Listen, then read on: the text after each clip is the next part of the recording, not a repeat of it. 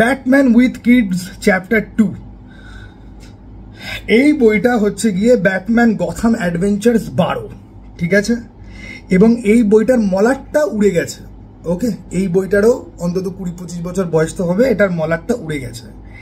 এই বইটার গল্পটা অ্যাকচুয়ালি বেশ ম্যাচিওর একটা থিম রয়েছে এবং একটা এমন একটা কাজ এই বইতে ব্যাটম্যান করেছে যেটা জাস্ট যাকে বলে epic of the epic.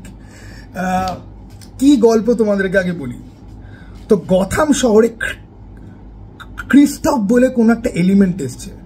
Christoph একটা কোনো ওয়েপন হতে পারে। তো ক্রিস্টফটা কি, কোনো ওয়েপন না কোনো বোম?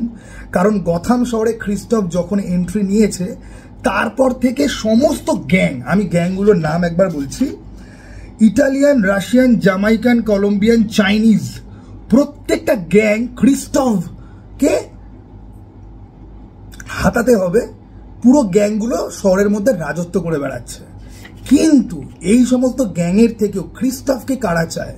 তারা হচ্ছে কি FBI। ওকে, FBI, NSA, CIA, এরা প্রত্যেকে ক্রিস্টফের পেছনে দৌড়াচ্ছে। ব্যাটম্যান তো স্যাটেলাইট থেকে সমস্ত কিছু অবজার্ভ করে। ও কমিউনিকেশন শুনে বুঝতে পেরেছে যে ক্রিস্টফ কিছু একটা রিয়েলি ইম্পর্টেন্ট কিছু একটা হবে। ইভেন কি ব্যাটম্যান CBI এর হেডকোয়ার্টারে শুরুতেই চলে গেছে। শুরুতে চলে গিয়ে ওখানে দুটো এজেন্ট নিজেদের মধ্যে রাশিয়ান ভাষাতে কথা বলছিল এবং ওরা বুঝতে পারেনি যে ব্যাটম্যান রাশিয়ান বলতে পারে। তো ব্যাটম্যান ওদের মানে FBI এর মেন বসের সাথে কথা বলতে বলতে ওদের কনভারসেশন দূর থেকে শুনতে পেয়েছে এবং ওরা নিজেদের মধ্যে আলোচনা করছে যে ক্রিস্টফ অলরেডি এমন একটা লোকেশনে রয়েছে যে লোকেশনটার খবর আমাদের কাছে রয়েছে। ব্যাটম্যান জানতেও পারবে না, ব্যাটম্যান খুঁজেও পাবে না। ব্যাটম্যান যেহেতু নিজে সে ব্যাটম্যান অনেকগুলো ল্যাঙ্গুয়েজে তার প্রফিসিয়েন্সি রয়েছে। ব্যাটম্যান শুনেছে, সেটাকে ট্রান্সলেট করেছে। রবিন পাশ থেকে পিনিক কাটছে, ও ইউ আর ব্যাটম্যান।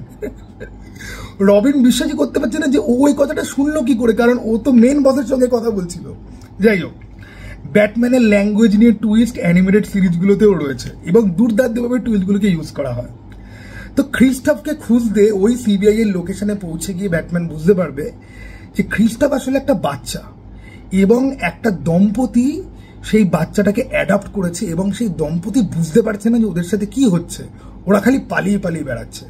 তো বাচ্চাটার মা ব্যাটম্যানকে রিকোয়েস্ট করবে যে তুমি আমাদেরকে বাঁচাতে পারো, তুমি আমাদেরকে না বাঁচাও, আমাদের বাচ্চাটাকে তুমি বাঁচাও।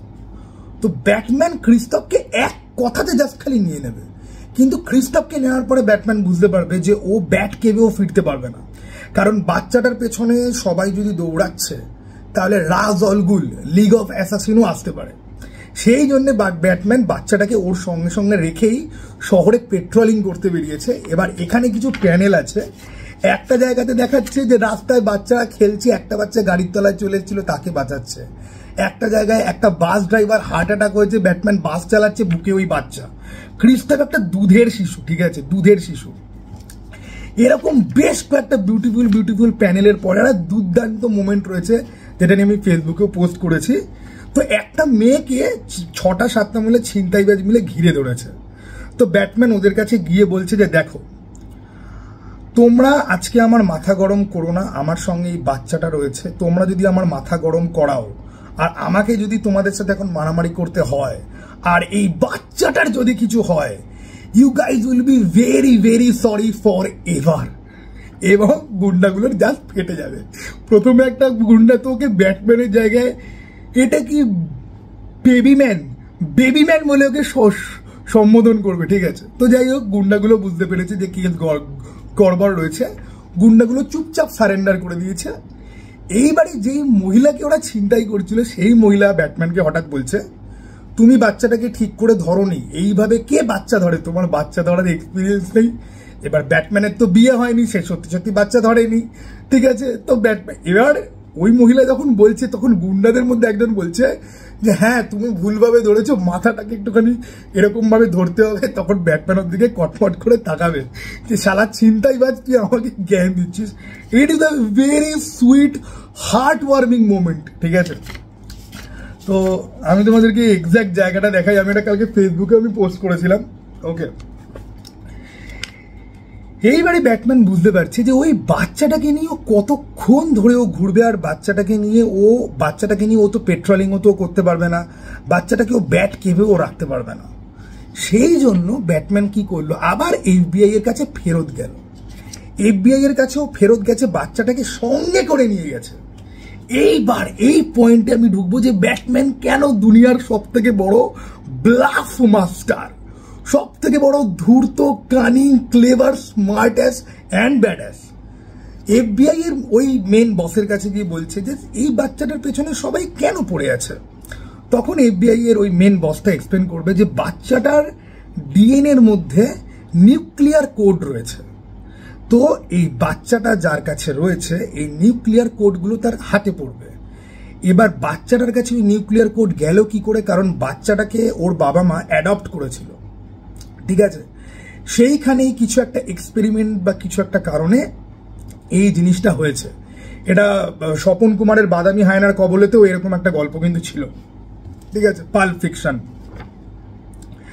তো ও তখন বলছে যে আচ্ছা, তো তুমি কি, তখন ব্যাটম্যান ওকে বলবে কি, আচ্ছা তো বাচ্চাটার, তুমি বলছো যে বাচ্চাটার ইয়ের মধ্যে এটা রয়েছে, ডিএনএ এর মধ্যে নিউক্লিয়ার কোড রয়েছে, কিন্তু আমি বলছি এই বাচ্চাটার ডিএনএ এর মধ্যে নিউক্লিয়ার কোড নেই।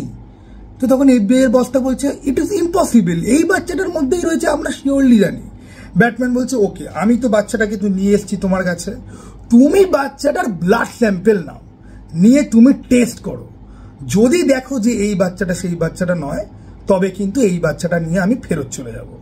তো তখন এফবিআই এর বস খুব খুশি হয়ে গেছে যে ওকে, দিস ইজ ফাইন, আমাদের কাছে রয়েছে, আমরা টেস্ট করে জানতেই পারবো, আর যদি দেখি এটা সেই বাচ্চা তাহলে ব্যাটম্যানকে আমি মারিয়ে দেবো, কারণ ব্যাটম্যান নিজে এফবিআই এর ইয়েতে এসছে, এফবিআই এর হাইড আউটে এসছে, যেখানে এফবিআই এর এজেন্টরা রয়েছে এবং এরা চাইলেই ব্যাটম্যানকে মেরে দিতে পারে। টেস্ট করে জানা গেল যে না, এই বাচ্চা সেই বাচ্চা নয়। তো অগত্যা মধুসূদন সেই বাচ্চা নিয়ে বিদায় হয়ে গেল। এফবিআই বুঝতেও পারলো না যে ওদের হাতে অ্যাকচুয়ালি কি জিনিসটা এসে পড়েছে, যেই ব্লাডটা ওদের কাছে এসছে সেটা কার ব্লাড। ব্যাটম্যান এবার ব্যাট কেভে ফেরত গেছে। ব্যাট কেভে ফেরত যাওয়ার পরে রবিন, নাইটউইং, আলফ্রেড সবাই মিলে বাচ্চাটাকে নিয়ে খেলাধুলো করছে, দুধ ফুদ খাওয়াচ্ছে। এইবারে দুধ ব্যাটম্যানও অ্যাকচুয়ালি একবার খাইয়েছিল, আর ব্যাটম্যান মিল্কের যে মিল্ক কতটা থিকেন বা কতটা পাতলা সেটা নিজের হাতের মধ্যে ফেলে টেস্ট করছে একটা ছাদের মধ্যে দাঁড়িয়ে, বিউটিফুল অ্যান্ড ইমোশনাল। এইবারে রবিনকে জিজ্ঞাসা করেছে যে কিন্তু এই বাচ্চাটাই তো সেই বাচ্চা, তাহলে ওদের টেস্টে কিছু এলো না কেন? তো ব্যাটম্যান বলছে যে তার কারণ আমি ওদেরকে যে ব্লাড স্যাম্পেলটা দিয়েছি সেটা আমার ব্লাড স্যাম্পেল। রবিন থেকে শুরু করে সবার মাথায়, মানে তোমার ব্লাড স্যাম্পেল, মানে তোমার ব্যাটম্যানের ব্লাড স্যাম্পেল গথাম সিটিতে কারুর কাছে নেই, কোনো পুলিশ ডিপার্টমেন্টের কাছে নেই, কারুর কাছে নেই, যেটার জন্য হাপিত্তেশ হয়ে পুলিশ প্রত্যেকটা মারামারির জায়গায় খুঁজে বেড়ায়। ব্রুস ওয়েনের ব্লাড স্যাম্পেল আছে গথাম শহরের পুলিশের কাছে, কিন্তু ব্যাটম্যানের ব্লাড স্যাম্পেল নেই, আর কেউ জানে না যে ব্রুস ওয়েন হচ্ছে কি ব্যাটম্যান। এইবার ব্যাটম্যান নিজের ব্লাড স্যাম্পেল ওখানে দিয়ে এসছে। রবিন বলছে যে ভাই, ওরা যদি তোমার ওই ব্লাড স্যাম্পেলটা ওদের ডেটাবেসে কোনোদিন কোনো কারণে রান যদি করে, তাহলে তো মুহূর্তের মধ্যে ধরা পড়ে যাবে যে ব্রুস ওয়েন হচ্ছে কি ব্যাটম্যান। তো ব্যাটম্যান বলছে হ্যাঁ তাহলে ধরা পড়বে। তো রবিন বলছে তাহলে কি হবে, তুমি নিজের সিক্রেট আইডেন্টিটি যেটাকে তুমি এত রকম ভাবে সিক্রেট রাখো, তুমি কি করে এই কাজটা করতে পারলে? তখন ব্যাটম্যান একটা সিম্পল কথা বলবে, সেটা আমি তোমাদেরকে বলছি, আমি এই প্রশ্নটা তোমাদেরকে পড়েই শোনাচ্ছি।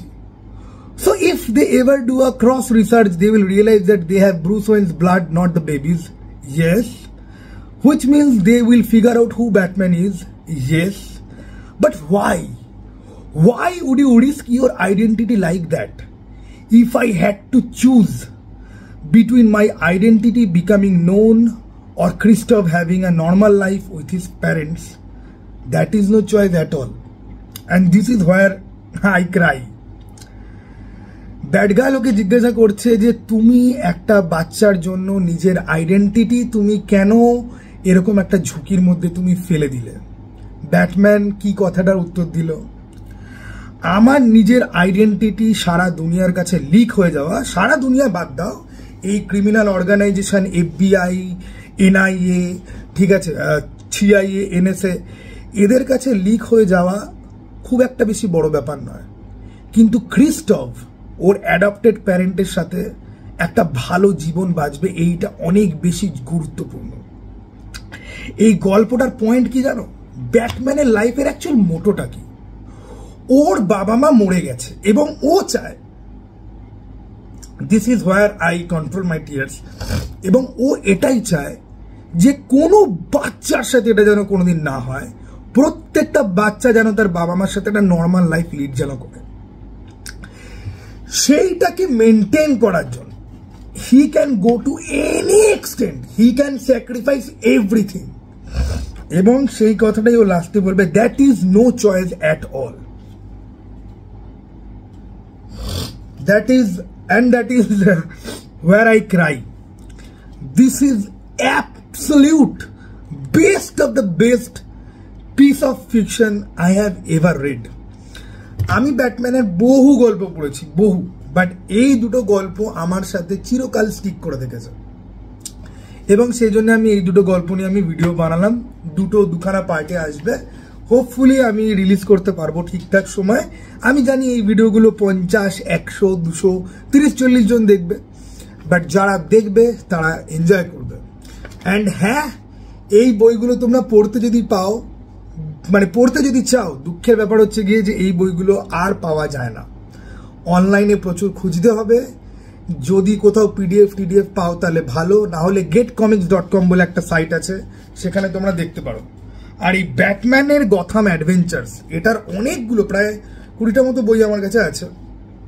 প্রত্যেকটা গল্প এক সে বারকার এক beautiful, heart warming and heart touching. And this is who Batman really is.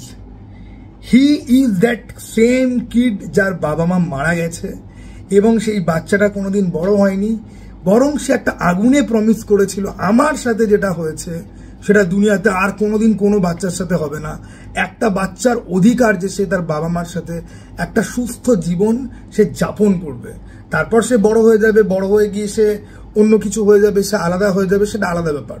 কিন্তু প্রত্যেকটা বাচ্চার বেসিক বার্থ রাইট তার বাবা মার সাথে বড় হবে, এবং সেইটার জন্য he can fucking sacrifice everything, নিজের আইডেন্টিটি, নিজের জীবন, সমস্ত কিছু, ঠিক আছে। And this is Y I believe in Batman.